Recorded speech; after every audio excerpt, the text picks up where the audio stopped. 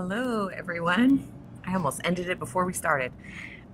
Welcome to today's episode of Brewed for Business, the traveling podcast where I travel the United States for now, hopefully the world soon, and meet local business owners. And we just get to know them over a cup of coffee. Today we are at Earl's Coffee Shop down in Loveland, and it's also floral shop and decor store. You can see kind of in the background here. Super cute location. Yeah, definitely come check them out. And I found out this morning that they also have their own beehive colony or bee colony, and then they produce their own honey. So they have like fresh honeycomb that you can get from here too. So definitely come and check them out. I'm so excited for you guys to meet today's guest, Lisa Craig, and we're going to get into what she does and who she is and all of that. And I can't wait to get into it. So before further ado, cheers to an awesome episode. I asked for a large coffee, so they it's bigger than my head, actually. That's funny. Delicious coffee too. Lisa, thank you so much for joining me today. I'm so glad that you could be here, and I can't wait to get to know more about you and what you do. And so I kind of always start with this question because it always fascinates me where people kind of come from. So are you originally from Colorado? Yes, I'm a Colorado native, and anybody that's been to Colorado knows that the Colorado natives will tell you all about it. And they'll make sure that they underscore that they're a native here in Colorado. So yes.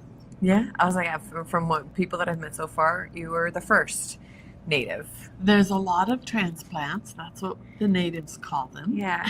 You guys live in such a beautiful area. I can't help it. The rest of us just kind of come here and then we fall in love with it too. Yeah, it's a beautiful place. It's just, it's home to me, but it has become home to a lot of other people. We get a lot of people from Texas and California and really all over the place. Yeah. Love that. What part of Colorado did you grow up in? So I was born in Pueblo, Colorado. Okay. And so that's like south. That's south. Southeast. Yes. Okay. South. And then I moved up to Denver when I was about 4. So I have been in the suburbs of Denver, on the north end of Denver, the rest of my life. Yeah. So I won't say how long, but a long time. And you've seen all of the growth, like firsthand. Yeah. So it's really interesting because I learned how to drive on roads that weren't even in towns anymore, then. And now they're country roads. Yeah, they were dirt roads. My dad wouldn't let me drive on a regular road. Yeah. So he made me drive on the dirt roads at first. And he said, I don't want to endanger other people. Good job, Dad. Yeah, exactly. So that's where I learned how to drive. But a lot of the places now have become, cities with thousands of people, and but they were not in existence. Full development. Which does kind of make me sound a little bit like I came over in a covered wagon or something. Listen, it has just grown that quickly. It has. It really has. How old were you when you started driving? You had to be 15 and 9 months, and I was 15 and 9 months exactly. Yes. Because I wasn't going to wait one extra day. I wanted to drive when I could drive. Me too. I couldn't wait. I bought a car. My first car was a stick shift. I didn't even know how to drive stick shift, but I bought the car, and then I taught myself that night, driving around the neighborhood roads and stuff.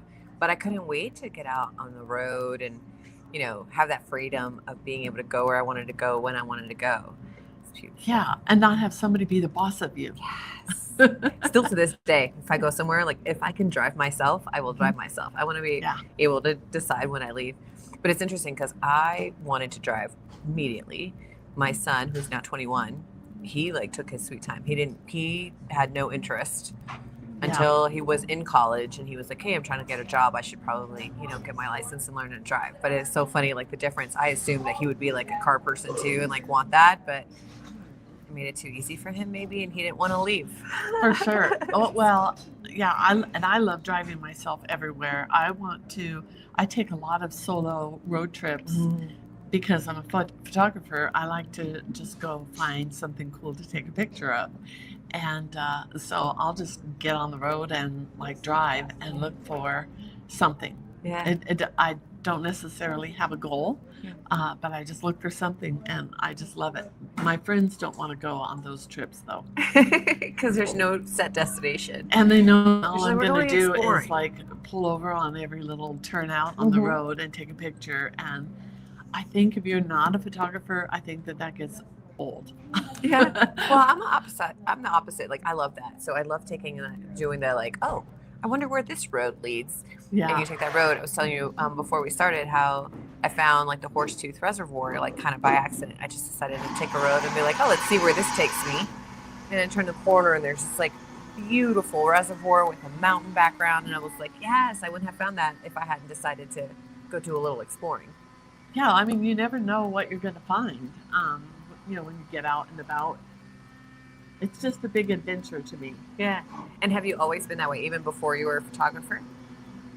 Yeah, I always like to try new things and just explore and like create adventures. Now, adventures is in the eye of the beholder. Yes. Because an adventure could just be going to a coffee shop for some, and other people might be jumping off a bridge with a bungee cord. Mm-hmm. So I don't bungee.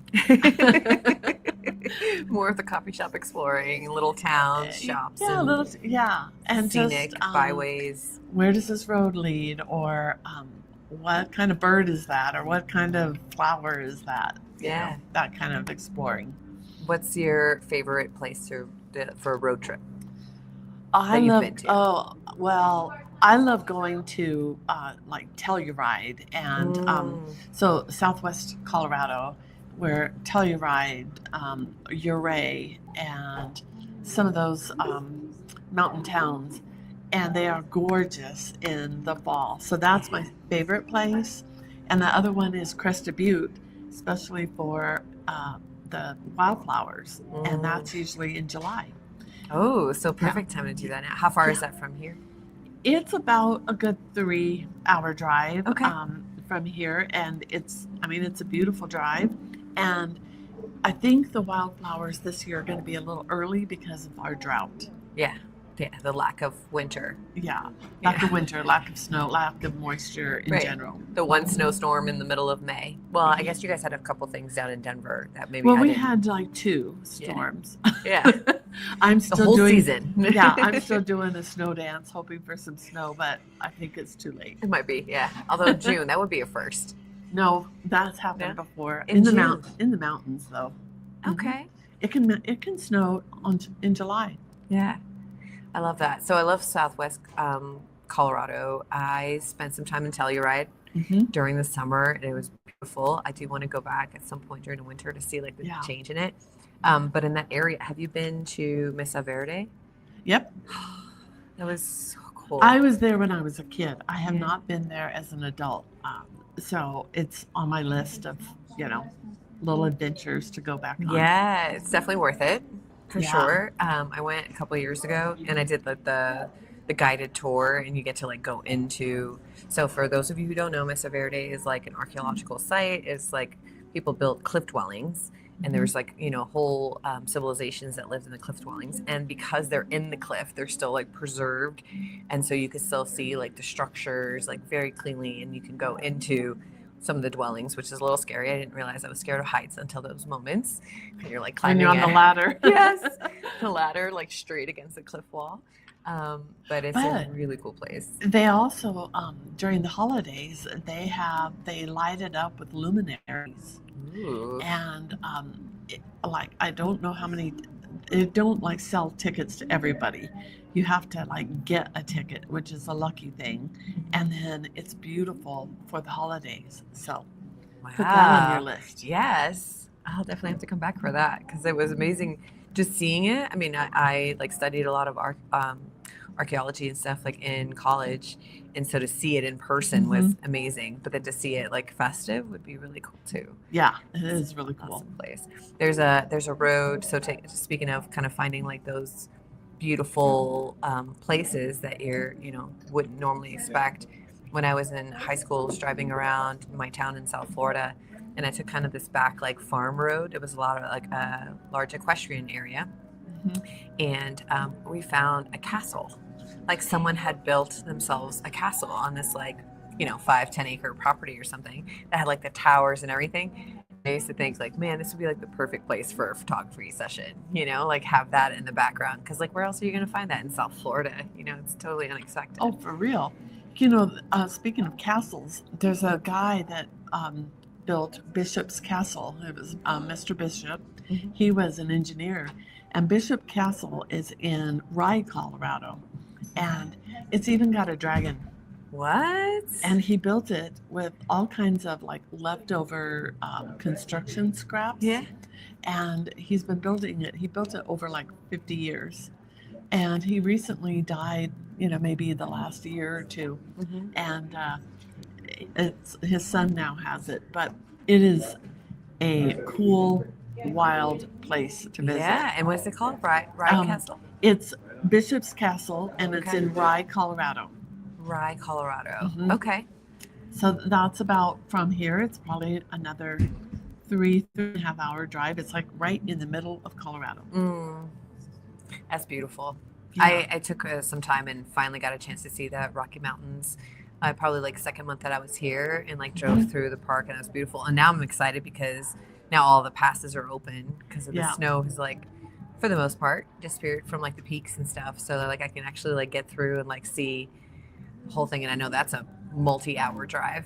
Yeah, Can't but make sure you always have long pants, closed-toe shoes, and a coat, because it could be a blizzard sometimes there that you don't expect. Yeah, because of the elevation. Yeah, and you never know what's going to happen in Colorado. Our weather is wild. Yeah, it really is. So a quick funny story before we get into the photography. My friend who I'm visiting here now got married in Buena Vista 4 years ago in 2022. And I flew out here to attend the wedding. And we stayed in Fairplay because we were like, ooh, beautiful cabin, 14,000 elevation, Florida girl, sea level. Don't think of elevation and weather changes. And so we got in, and the day after we got in, there was a freak snowstorm, and we were snowed in and to the cabin. And we were snowed in for 3 days, and we didn't make it to the wedding because we couldn't get out of the cabin. Yeah. We were only 20 minutes away, like on a map, which in my mind, I was like, oh yeah, 20 minutes. But that 14,000 elevation difference. Yeah. Yeah, it was crazy. So it's like the laughing stock of her family. They're like, oh, you're the one that flew out to Colorado to attend the wedding, but you didn't make the wedding. And I was like, no, I was right there. Could have hiked it. So could have shouted. Yeah, and her wedding is end of May, like May 21st, 22nd. Yeah, that's an iffy season. Right. Did not know that. Didn't realize that at all.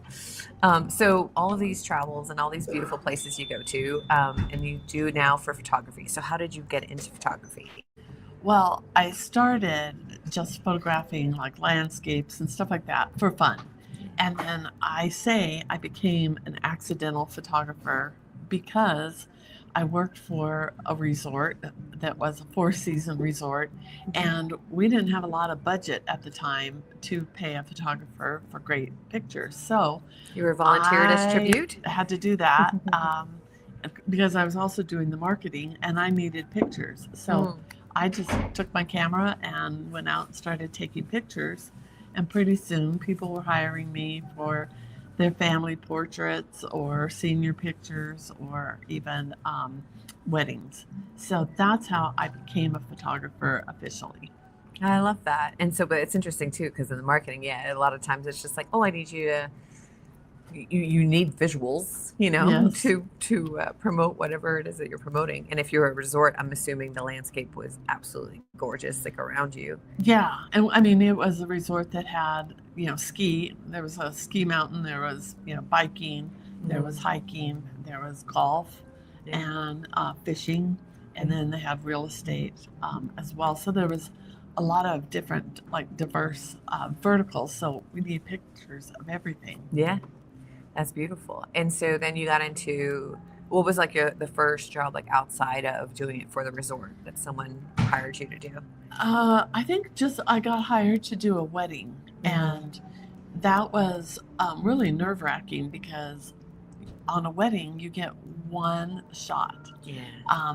You don't get a do over. Right. So Be like, I'm it's sorry. Can you say that again? Or yeah, it's really stressful because you have to make sure that you get all the pictures. Mhm. I mean, the first kiss, the first everything, Yeah. the first look, the first, whatever it is that they're doing, Yeah. and you want to make sure that you get it all. But and I'm a romantic at heart, so of course I cry at all the weddings, Mhm. even if they're not like anybody that I know. It's just I It's a just beautiful yeah, it's moment. like, oh, this is so perfect. Yeah. And so that was one of the first paid things that I did, and now the rest is history. I've been doing this 20 years. Yeah. So you did weddings for a while after that, or did you do Yeah, like? I did a lot of weddings, like for maybe 15 years. I did weddings. I don't do as many weddings now, mostly by special request. Let's just say I could be persuaded. Yeah. But for the most part, I do a lot of brand photography Mhm. for businesses that they can use for social media and all those things. I also record some video for their content. Mhm. And then I do senior photos and families. Those are the primary things I do. But I will, if it's a picture that needs to be taken, I will take it. Yeah. I love that. And how did you get into branding? Well, I have a 30-year marketing career Mhm. behind me. So I've worked for a lot of the mega giants, Fortune 50 companies out there, and mostly a lot of tech is what I focused on, Mhm. and some pharmaceutical. But all of the marketing background really plays well with the photography because everybody still needs pictures, and you need pictures to showcase your business and what it's like to work with you and your Yes. business. Are you relatable? Is it something that like, can I trust that company? Mhm. And it's all done, and the stories are all told via the pictures. Right. Figuring out like the best way to visualize it. Like part of it is obviously the messaging, what you're Yeah. saying, but then yeah, the visuals that go along with that, like what picture, what imagery Hmm. you want to collect. A lot of my clients, I always refer to like Nike for their marketing, right? So Nike's brand is very high performance athlete, right? You'll Yeah. never see a Nike commercial of a guy in sweats, like overweight, eating ice cream on his couch, like watching TV, right? Right. There are millions of people that probably do exactly that, but that's not who they're trying to attract. So their visuals are always like, an athlete like sweating, like in motion, doing Hmm. the activity, right, in order to really portray and like emote the create those emotions, like for someone to know that, hey, this is what we represent, this is who we're targeting, this is who we want to embrace, right? And that's all happens with the visuals first. Yeah, 100%. And I think it's first and foremost, we do business with people. And so it's about how do you build a connection with other people via a photograph Mm. or even, short videos like, for social media. And that's important. So I take a storytelling approach and I try to create imagery that tells a story before anybody even reads the post because not everybody Yeah, reads the not everybody posts. reads. So, We did an article a while back about the attention span of people, and I think we're less than a goldfish. A yeah. goldfish, I think, is like 8 seconds, which I'm sure has changed now. It's like probably like a 3 second window of Hmm. capturing someone's attention. So the visual has to do the job. Yeah, it has to pop and it needs to really elevate your brand. The other thing about that is your brand is like, we all think that we do the best possible work that we can do, right? So you want to show that in your imagery too. You don't want to like just use a yucky selfie Mm-hmm. for that. I mean, it's fine. Selfies are fine for some things, but not necessarily for your business. And so you want to use really high quality imagery because that shows that you value quality, which then translates to your client that you're going to provide and deliver quality. Yeah, exactly. 100% agree with that. I Yeah. had a client recently that submitted some photographs from an interview they did, and we were creating graphics for it. And the person submitted a photo that was not of the best resolution. And, we tried with every tool and, Hmm. that possible to fine tune it. But we have like a template for this graphic, right? It's like two people like featured on this graphic. And then like the more you blow it up, the less resolution, the grainier he looks. And so now he looks old, even though Yeah. he's not. Well, that's just it too. I think with photos, really good brand photos, it also adds a level of confidence to the people Mm. in the photos. So when they know that they look really good and that their photos are dialed in to their brand and their brand messaging, Mhm. then it raises their level of confidence Yeah. in what they're doing, and that translates into the products they're delivering. So it's sort of that snowball effect. Yeah. And I think, and people see that. And I think it's also important that people, like, even just in this podcast that we're doing, this live stream, it's important that you're looking at people in the photos, not necessarily all the time, but you want some where you're actually looking at them because that's the moment where you're looking in the eye of your client or they can look at your eyes. And Mhm. that's also where trust is built. Yes, 100%. I love that. So for the way that you work with people, like, do you break down like, okay, what is your brand? And like, do you go through the whole brand strategy, Hmm. or do they come to you with the brand strategy and then you help them visualize it? Well, some of them do come with a brand strategy, but I like to start like with all my clients. We have a planning session for their brand shoot, and that includes like what are the goals for your business, because you've got to start with rock solid goals so that we know that everything we're shooting is going to support those goals. Yeah. And then we also talk a little bit about the messaging and the, the key messages in your business because we need to communicate that in your imagery. Mhm. And we dial in what you're going to wear, what your really what your colors are. Mhm. Although I don't think that some people want to wear all of their brand colors all at one time, Yeah. but I don't think that you have to do that. I think you're going to have multiple changes of clothing during your shoot, so switch it up, and you don't have to be the rainbow Right. for your photo shoot. You can be though You, if you want yeah, to. you Yeah. can. Yeah. And Yeah. my previous color scheme was the rainbow, all of them, Mm-hmm. because I loved all the colors so much. But I've dialed that down now too. But I think it's just important to show a variety. And so we walk through what our shot list is, why we're shooting that, and they know before they even show up to the photo shoot, they know exactly what we're doing and why we're doing it. Yeah.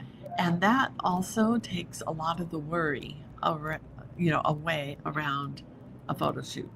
Yeah.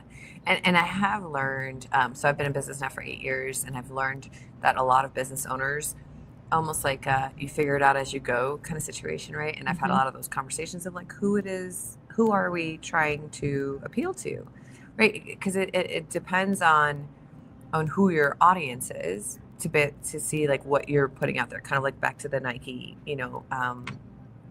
example, Yeah. right? So like if you're promoting in the tech industry, if you're promoting to other people in the tech industry, you want to present yourself in a different way, right? Like something that'll Hmm. appeal to them, right? Very more professional, probably like suit and tie, or very professional outfit, and kind of more like stoic, versus if you're trying to appeal to and like maybe your market is like families, right? Then you want to be Hmm. more personable, you want to be more approachable in your visuals and things like that Hmm. you put out there. And so I love that you have these kind of conversations, with people that you work with from the beginning. Yeah, and I think even the person, the CEO of a company, I think it's important for them to also let go and not be so stoic and so buttoned up. Show a little Because as personality. soon as they leave the office, they may not be so buttoned up. And I think we want to make people super, super relatable, and that's important.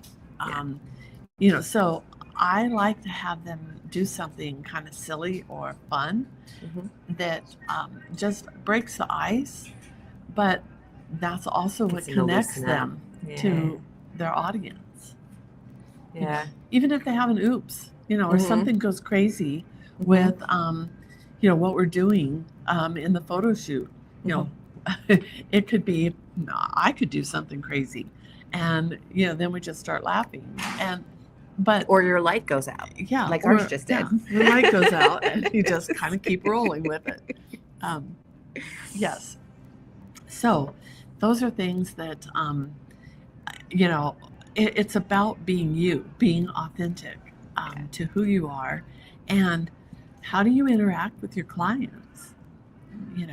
If you're all like buttoned up for every client, but if that client is a creative type, they're going to be like, I don't know that I want to work with this person because they're too stuffy. Right. Well, yeah, and the relationship starts even with you, like, and how you interact with a person. Yeah. When they're on the shoot. I know trying to make someone like more comfortable, obviously kind of gets them out of their way. I did a lot of work with photographers when I first went into business, and I think as individuals we're very hard on ourselves, right? Like getting into videos and staring at your face all the time, or like pictures, right? We always look at ourselves. And I had a photographer years ago. He told me that, because I always wondered, people are always so critical of themselves when they see pictures, like, oh, I don't like how I look or whatever. And he described it in a way that it has like stuck with me. He says, think about it, like you only see yourself in a reflection. It's the only time you ever see yourself naturally, right? You see yourself in a mirror all the time. Then when you get a photograph, that it's not what you're used to seeing, because now you're not seeing that same reflection, right? So it is going to look different. That doesn't mean it's any better or worse. It's just not what you're used to, and to kind of help people get away from the higher expectations that we all have of like how we come across on camera and all of the things. Yeah, I think we see ourselves with all of the criticism and the judgments that we put upon ourselves. That's how we see ourselves. Yeah. No one else does it. No one else sees us like that. Yeah. And if they do, then that's really on them. That's their issue, and not your issue. And I think if you come to a photo shoot with just the expectation that you're just going to be you, then you're going to win. I mean, I think that photo shoot is going to go amazing. And let the photographer do their job, and their job is to show you in the best light possible, with a light or without a light. Right. But I think that's what we do, and we're trained to do that. And I think you have to trust that photographer. And that's also why I do those pre-planning sessions, because by the time we hit the session itself, I've talked to them on the phone at least once, maybe twice or 3 times. And then I've also met with them in person to plan. So now we are BFFs by the time we're doing a photo shoot. So it doesn't feel awkward, like you're in front of a stranger. Yeah, you already know them. Yeah. And I think, and I tell people, we're just going to be you. Like, you're going to be you. And if I start to see that you are looking a little stiff, I said, don't make me get really ridiculous, because I will. And sometimes you have to, do something. I always have a pose that when things are getting too heavy in a photo shoot, I'll have my camera in my hand, and I always, throw up my hands and kick up my foot. And I always do that. And people know that I do that because they see it in my social media because I post it all the time. Yeah. And they're like, but you didn't do that. And I'm like, oh, well, then we have to do it. We're not done yet. And so, we come up with a reason to do it. Yeah. So I like to keep it Just light. to break that energy a little bit up. Yeah. And you're, one of the things that I know is good and for people to know, especially with photography. So I did some work with a boudoir photographer in the beginning, and she always said, like, you could do more with lighting than going to the gym for like 2 weeks, right? Because there's so many people that like prep for a particular like photo shoot. Yeah. And a good photographer is aware of the lighting and the angles, and you could do wonders, and obviously your job is to best represent the person in front of you. Yeah, it is. I think, so first off, for this live stream, we had the computer sitting on the table, and I'm like, oh, we got to bring it up because we're going to see nothing but neck. Yeah, angle. And so we found a product in the store that we set the laptop on. Yeah, it would be cool if I could show you the setup. I know, that's like the the behind the scenes. Yes, exactly. But yeah, maybe you can drop one into like on your YouTube channel, a picture of this when we're done. But I think it's, first off, people hold off on getting photos done because they're waiting to get their hair colored. They're waiting to lose 20 pounds or more or whatever they're waiting on. They're waiting for a face treatment. Whatever it is that they're waiting on, stop waiting, because the thing is life is super short and we don't know what the next 10 minutes in our world is going to bring. Right. Anything is possible, anything can happen, and don't wait. Just go. Because you could be waiting all your life and that isn't going to serve you. So just go and let the photographer do their job. For instance, we have tricks. Can I show them a trick? Of course. So one of the tricks I use, because most women and probably some men, we are always worried about what our neck is doing. And so I tell people, okay, if you just put your neck out, kind of like, it's called turtling, and you just push your neck out a little bit, what happens is it tightens, it pulls this out so you see a jawline.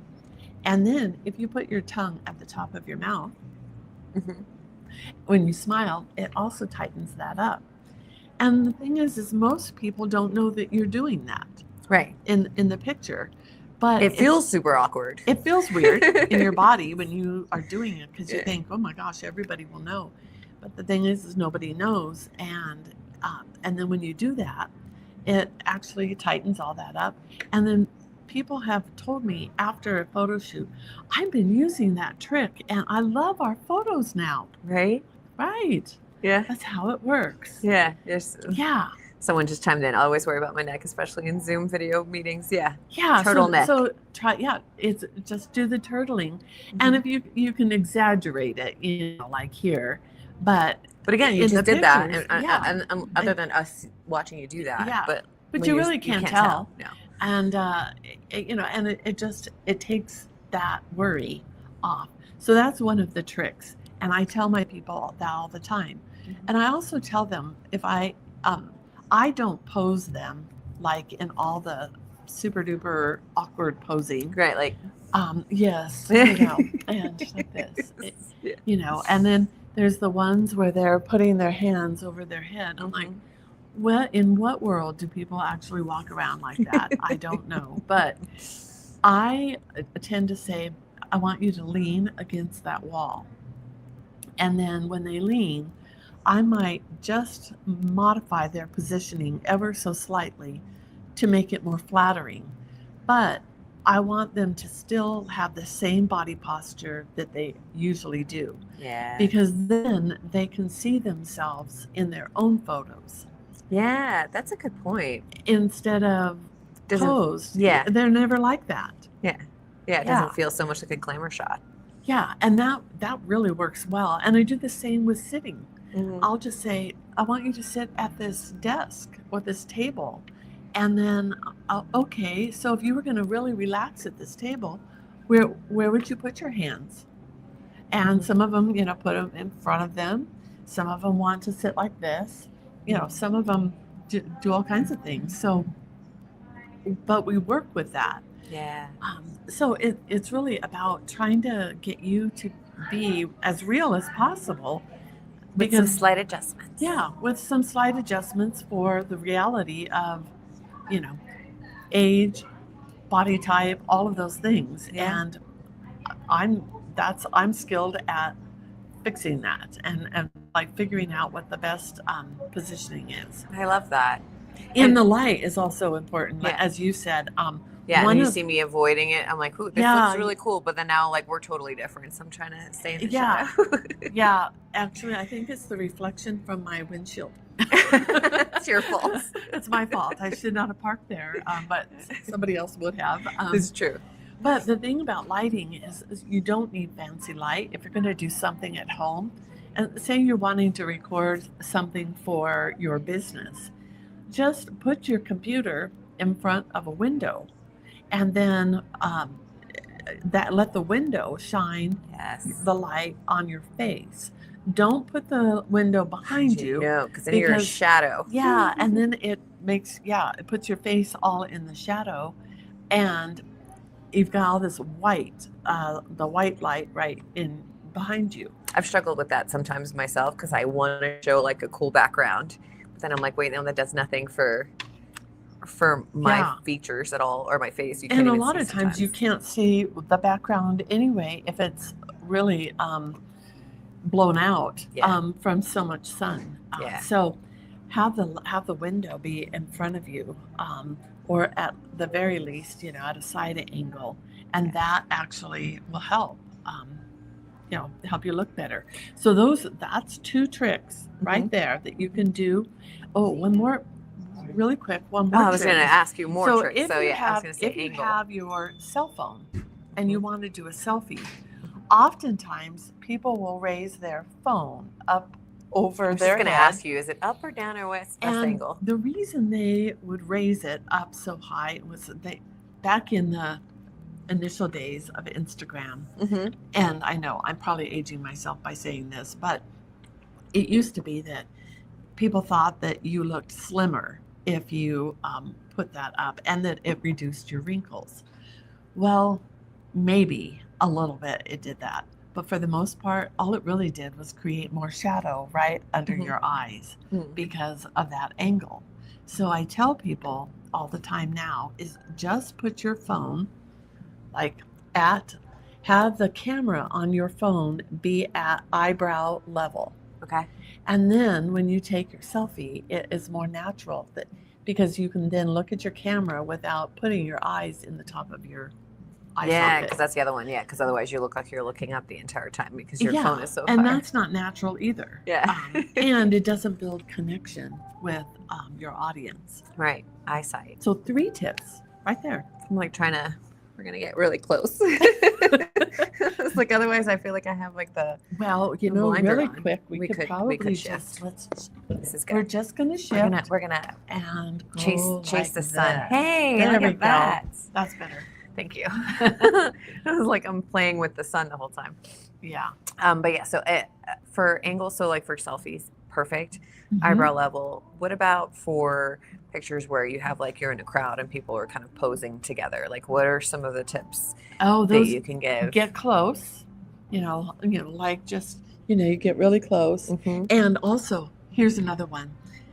I think men were taught when they were boys, when they hugged their mom or they put their arm around their mom, to go like this, with their arm like right this. Yeah. And that is so like not good. It doesn't feel natural. Yeah. So just put the arm down or somewhere else, and then that looks better. Yeah. Then you don't have like a weird like random. Yeah. And if it's a big group, then you're kind of trying to create a V shape where everybody is at an angle, where they're like at the center, one is facing one way and the other is facing the other way, almost directly kind of like this. Mm. And then you build off of that. And then that kind of makes people like scooch together. So you want to make it tight. And if everybody is sort of touching, it has a message of connection, that you like each other on some level. Right. Versus everyone being kind of in a line, like lined up. In all of my family photo shoots, I figure out how to get every single family member touching in an appropriate manner.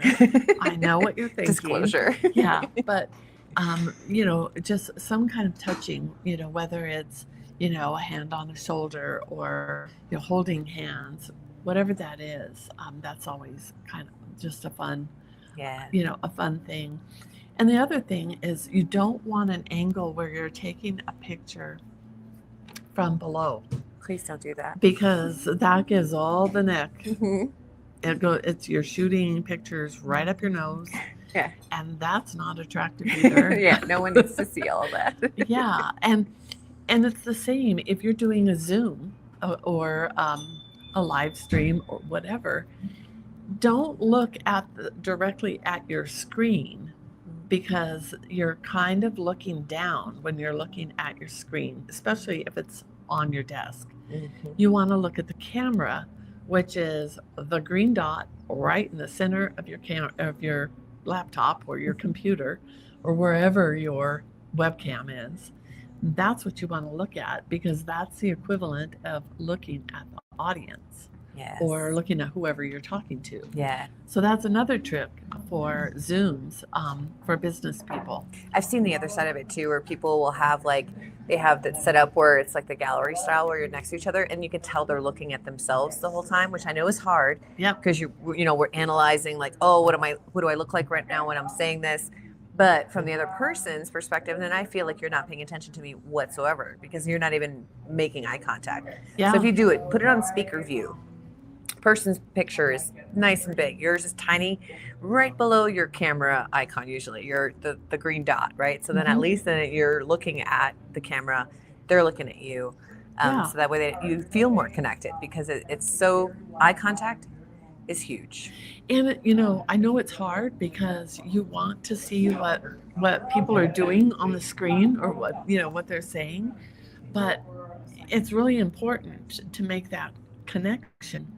And so you have to look at the dot. And sometimes when I'm struggling to do that because I'm distracted or whatever the case may be, I just take a little Post-it note, like one of the small little ones, and I just draw a stick person on it. And I just stick it up there right above where my camera is. Yeah. And then I look at that and I try to remind myself to look at that is my audience. That's a good idea. Yeah. And either that or even a little sign that says, look here. Yeah. Like have arrows, whatever you need to remind yourself, because while it might feel weird to you, it will make a connection with your audience for sure. That's beautiful. Such great tips. For the branding side of what you do, can you give them an idea of the range of like the shoots that you would do for different types of companies, at least like some examples of like what that could look like for them? Yeah. So recently I photographed plastic surgeon. Okay. I was not going to go into the operating room. I guarantee you that was not going to happen. Because I'm squeamish, but I wanted to make sure that the pictures that we created made him look very confident, because there's nobody that wants to have their body worked on or their face worked on by somebody that wasn't confident. Correct. So it was all about making him look really confident and showing the audience how easy he is. Well, number one, to look at, because he's very handsome. That helps. That helped. But also just that he was super relatable, a super nice guy, and he could understand the concerns of his client. And so, we did pictures of him, with a syringe as if he was going to do like Botox or some filler, so we did that. We also showed him, showing the different kinds of breast implants. Mm-hmm. All of that was, we were showing what that looked like. We also did, him like as if he was talking to a client and telling them what was possible. And, so that was really about what does that look like? Oh, and he does some procedures in his office. Okay. So we did put somebody that was a client on the table, like he has an operating table at his office. But we did that, and it was like to show some small procedures. And so we did that. I've worked with realtors, and those photo shoots are different. Generally, I like to put them in a house because they're selling houses. Right. But I like to show all the things. I would like to show them with an open house sign. I like to show them putting up their for sale sign. I like to show them just even fluffing the cushions on a couch. Things that they would pay attention to if they were getting ready to show a home. Yeah. Like what they would actually be doing. Yeah. Yeah. And sometimes it would be they're talking on the phone, or they're like looking at a home or getting ready to make a listing, and they want to look at all the details. So those are, things that I think are important. I've also done them where they're networking, to show them networking with other people, because in this world, that's also part of how the marketplace works. It's about meeting people and getting out in the world, and meeting people. Yeah. So those make for all really good relatable shots as well. So what kind of ideas do you have for people that are more like a solopreneur, right? If you're like, Yeah. Small business, but you don't have employees, or maybe you don't deal with customers in person, like how would you, some ideas that you might portray for someone like that? Well, like I photographed coaches, for instance. They're solopreneurs. Perfect example. Yeah. And so sometimes I'm photographing them as they're sitting at their desk on a Zoom call with the client. Mm-hmm. So I'll photograph over the shoulder. And oftentimes it's hard to see what's on the screen in a camera. Yeah. So I will make sure we take a screenshot of what that is so that I can lay that in later. So that's like a little bit of magic behind the scenes. But also showing them, like, celebrating a client success, or celebrating, them talking on the phone. Yeah. Or, they might have a journal, that they're using. So whatever their tools of the trade are, I've used those.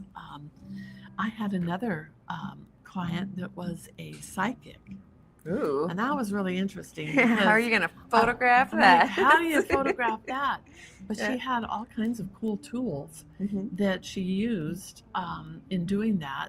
Some were crystals, and we use the crystals, in the photos. Yeah. So I'm pretty creative at what are we going to use, Mm-hmm. and I photographed a VA, a virtual assistant, and their tool is pretty much their computer and their brain. And Yeah.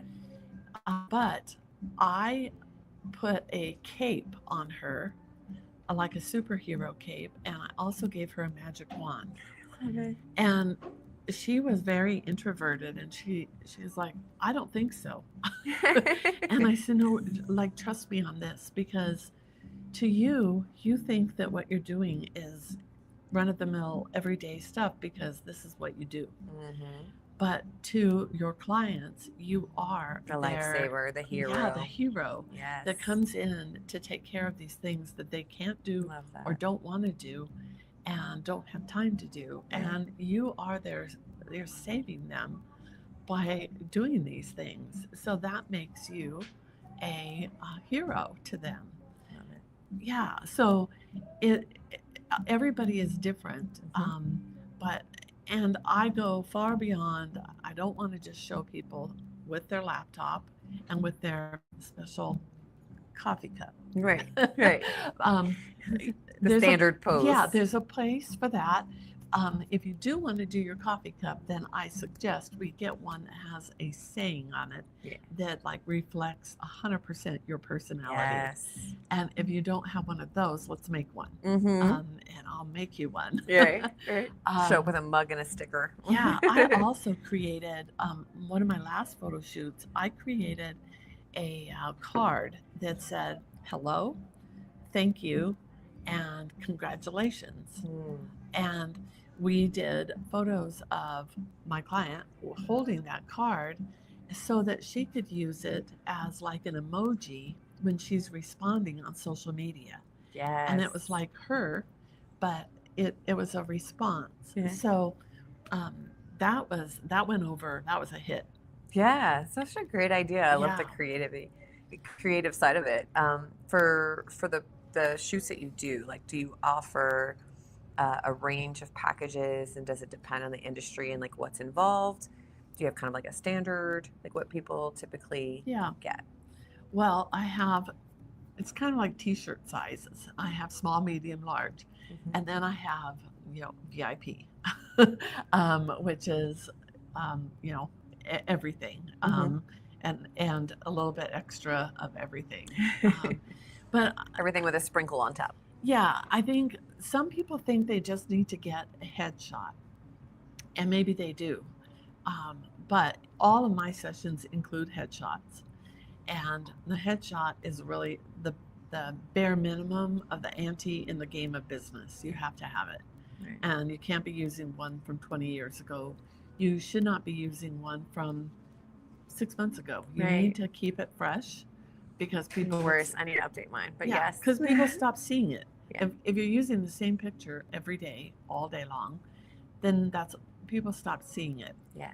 So, but my small package is really it's an hour-long shoot, and it includes a certain number of digital images, and that's okay with somebody that's going to refresh their imagery pretty frequently, like maybe once every 3 to 4 months, like Mhm. quarterly, let's call it. Yeah.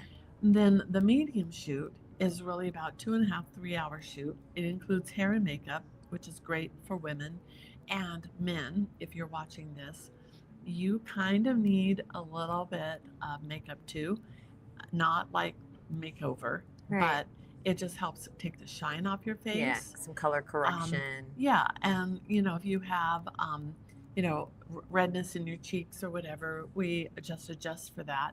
Promise And we're not putting eyeliner on you unless you want it. yeah, and we won't put lipstick on you either, unless you want it. Yeah. But it's just important because again, it makes you shine by taking off the shine. I know that's weird, but and then my large package is really for business owners who use a lot of imagery because they're very active in social media. And that package, actually, my medium and the large package also includes some video. Like we'll do behind the scenes reels. Mhm. And my brain is weird too.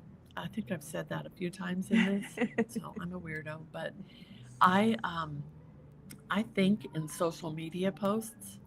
So we'll be in the middle of a photo shoot, and all of a sudden I will have a brilliant idea, and then we go with it, and I record that content. I create the reel for Love you. it. You get the reel, and you get the written caption. You don't have to do anything, and then you can just post it. So That's beautiful. that kind of comes with it. Yeah. And I think that's also part of what makes me different than other photographers. I don't think they do that. Maybe some do, but I know. Yeah, I've not heard of that Yeah, myself. I do that, and it's a bonus. So So you you would know, capture like some B-roll mhm. footage, things of them kind of doing in between like the shots and everything, which is Yeah, perfect. yeah, for sure. And then sometimes I'll just say, okay, we're not going to shoot pictures right this minute. I want you just to walk towards me, and we'll take a picture of them walking across the camera. All of those things, because that's great, quick little B rolls. Mhm. Because you can use that anywhere. Like it could be like you can drop a reel with you walking somewhere, and then everybody wants to know where you're going, where are you walking to, Yeah. and then they tune in because there's movement. I tell people that when they're a little bit anxious about getting in front of the camera, but you're your brand and you have to come, show up and speak. One of the things that I started doing when I was first getting into the video work is I would go for a walk. So I'm like holding the phone out to the side of me, and then I'm like doing something, either walking to my car or putting things away, Yeah. right? Because there's that movement. So that number one, I'm not focused on staring at my face the entire time. But two, you're giving the audience something else to look at too. And then they're like, yeah, where's she going? What is she doing? What is she holding right now? To kind of take that pressure off. And it works beautifully every time. Makes it more personable.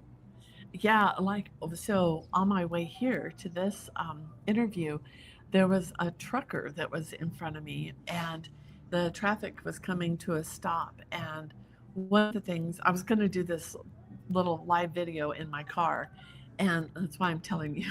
But he flashed his brake lights, and he kept flashing them to tell me that he was slowing down. And once in a while, there are truckers out there that do that. And then when it was done, he gave me a quick flash to let me know it was over. And I just thought that was brilliant. Yeah. And so, in the moment, I wanted to say that on camera. It had nothing to do with me, Right. but it also was just that observation. Mm-hmm. So in whatever you're sharing, but on social media, it doesn't have to be some brilliant idea. Yeah. It can be something just as simple as like a PSA. Whatever that is, because and then when I went past him, I waved at him, and gave him a thumbs up, just Right. because It's a cool interaction. it was just really thoughtful Yeah. of him as a driver. I love that. I'm great at capturing those kind of moments, and then I know it's terrible because this is what I do for a living. And then they live in my phone, and I don't put them out there. Yeah. Well, So yeah, that's step two. is So to that's actually step two. share it. I mean, I took a trip last week. I took a few days off, and I still have pictures and reels and stuff that I recorded while I was there that I haven't posted yet. Yeah. So it happens to me Yeah. too, and we have to do that. It's okay to put it up when it's not like right in the moment. Yeah. It doesn't Could have matter. been like no one last else week. will. No one happened. else will know. It's Right. okay. Well, now everybody knows. No, but it's so true. Everyone knows. everyone knows When you now, see but- it next week, it happened today. Yeah, exactly. Or it happened last week, but nobody Right. really knows. Yeah. Oh gosh, that's funny. So do you post a lot? So how have you gotten the majority of your clients? Do you do a lot of posting yourself? Obviously, with a marketing background, that Yeah, had to help. I'm a network. I'm again weird. I am a networker like crazy. Love it. I belong to 5 different chambers, and I'm in several different networking groups, and so I network a lot. But I also post on social media because one of my offers to my clients is social media, done for you social media, Yeah. so that you don't have to, and I make it sound just like you. Yeah. And yes, it's magic. Mm. I've got that figured out, and it's very dialed in. But I typically post that way. I get a lot of referral business from other clients or people I've met in networking, Mm-hmm. and just people I've met. I met somebody at a grocery store one time, and they hired me Yeah. to do photos. So I love it. yeah. There's something about the in real life connection, right? I'm an avid networker too, so I've just finally started kind of like dipping my toes in the networking events around here. But like back in Florida, I mean, multiple times a week, it'd be at a networking event, and being able to connect with somebody on that like energy level in person Yeah. speaks so well, and you're just able to really build a relationship from the beginning. And also I realized that I am in digital marketing, but I feel like it's a very good way to reinforce who you meet and like what you're doing, and to kind of like stay in touch Mhm. without having to send 3-page long email after you meet someone at a networking event of like, this is what I do, this is how I do it, right? Right. Instead, you just connect, digitally, and then they can kind of like, you can keep an eye on each other and like what it is that you do, which I think is really important. Yeah, and a lot of times, I'll do meetings like Zoom meetings or, where we meet for 30 minutes, have coffee, and, check in. It doesn't have to be, awkward or weird for either one of us. It's really just about getting to know each Yeah. other. And the question I always like to ask at the end of it is, you know, like, how can I help you? Mm, Because it's not just about you. It's about the other person that you're meeting with. yeah. And I always try to figure out what kind of referrals are best for you, and who's your ideal audience, because those are key components to just successful connections. Yeah. I've built my business solely on people that I either met networking or that have come referred from people that I have met.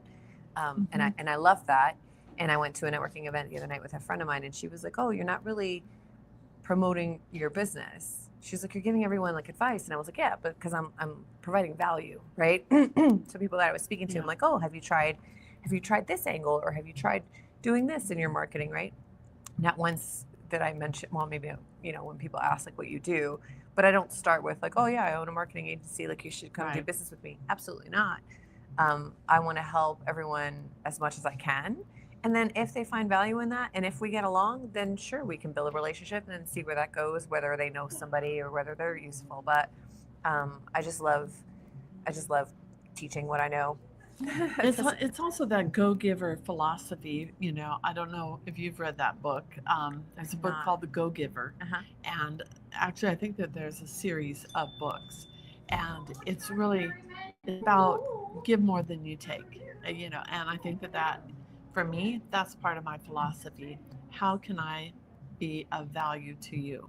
Yeah. And I also wake up in the morning and I'm always like, this sounds funny, but like, who is going to be the lucky one to get to meet me Mm, today? I And love it's that. not because I'm like all about me, it's about how can I impart or give something to somebody else. And Yes. because they do feel lucky after that interaction, especially if it's something that helps them solve a problem. Yeah. Absolutely. And there's something about those beautiful moments that you have with, just interactions where it could be something, um, what you might consider like small for you, but it could make all of the difference for Yeah. them, right? Yeah. And it's, would I like to work with everybody I meet? Of course. Yeah. But the likelihood of that happening is, I mean, there's probably not enough of me to do that, Right. considering all the networking I do. Yeah. But if I can be of help even before you hire me, then that's really a testimony to another reason why you should hire me. Right. Because I didn't ask for anything in return. Mm-hmm. Right. Yeah. Just providing that value. We are very value driven people, right? So I do Hmm. a sales training within my company, that we are actually working on promoting outside of it. But basically, that people make decisions based off of what they value, right? And the more that we present that value, then the more that Hmm. they naturally align with, what it is that we do and what it is that, we can help them with, potentially. But yeah, value driven marketing is kind of like what Yeah. works best, in my opinion. It does. Well, and it doesn't have to be, you don't have to be awkward in business. I mean, back in the day, it was all about, if you were shaking hands with somebody, it was because they were buying something. I want to shake hands with somebody because I want to signal that I want to get to know them. Yeah. Yeah. Which is pretty, pretty, Yeah. pretty amazing. And it resonates with like, the people that you meet and the relationships that you build and the kind of business that you grow. Obviously, you've been in business now for, you said, 20 years. 20 years. Uh-huh. Obviously, you're doing well. Like, Yeah. people um, really truly value like what you can help them with. Um, and I love that you're so tapped into with all the networking. I'm gonna have to get some of that information from you, see if I can venture down to the Denver area. Yeah, for sure. And, I think what you're doing on this podcast is really cool because you're meeting all kinds of people. Like I met you on Facebook in a Facebook group, Right. and you were talking about doing, some podcasting, and I'm like, yeah, I want to play, Yeah. and so that's how we met. Yeah. In that roundabout way. So I can see how you're adapting this in your business, and just doing this. You're doing it at coffee shops, so you're meeting all kinds of people. Right. Yeah, I had a lovely conversation with a gentleman that came to the coffee shop who was an Air Force, a retired Air Force. And we just got to chatting because he overheard me talking about the podcast with someone else. And we had this beautiful conversation about traveling and people and business. And I think we were even talking about, beehives and things at one point, and anchovies on pizza. It was like You never know, it was right? such a beautiful and kind of sporadic conversation, but I do truly love those moments. So I do love these because it's getting me an opportunity to know somebody new, and to give everyone else the opportunity to also we got a chance to see a little bit behind the scenes of Lisa Craig. Yeah. And not just in the business, which is beautiful. I know we've talked a little bit over time at this point. So if you guys have not been paying attention, her website has been scrolling across the bottom here. So you can check out the website and reach out to her. If you have any questions that come up on when you're watching this on the replay, definitely put them in the comments. We'll monitor that over the next couple of days and get back to you. One of the things that I love to end with is if you have any last words of wisdom that you'd like to share with the audience. Oh boy, first off, I just think remember that life is short. So don't wait. Don't wait to do the things, whether it's to do the photo shoot or whether it's just to call a friend that you haven't talked to for a while. Just don't wait. So true. I think that that's key. The other thing that I'll have you do in the comments on this, I will give a link that people can sign up and get a free, whether it's like a free brand audit. And what we're doing there is just really looking at how you're showing up from a image standpoint. And I can offer that, and people can schedule. I love that. Thank you so much for offering that. So definitely, you guys, type it in the comment. Do you want them to just put in the comment that they're interested in the audit? Actually, why don't you just comment brand audit? Perfect. Yeah, that way then we can reach out to you guys and get on that. Thank you so much, Lisa, for joining me. I feel like we could talk forever because we didn't even talk about AI photos and how that's. I know. That could be a whole nother episode. I know. Don't get me started on that one. So maybe I'll get you back on and we can do another episode. One thing on that, if I may, and that is, if you have a business that is a high trust business, think finance, real estate, coaching, anything that's high trust, please, please, please don't use an AI picture to build trust, because at some point you're going to meet your client and you're not going to look anything like that. And that immediately breaks their trust. So that's the parting word on that. But I would love to have that conversation. So maybe we have to do another one. Yes, definitely. Definitely. Thank you so much for joining me today. Thank you everyone for tuning in. If you're watching this in the replay, definitely let us know where you're watching from. And again, any questions, pop them in the comment. And if you want that audit, put in brand audit in the comment. And I hope you guys have a fantastic weekend, and that we'll tune in next week. Bye.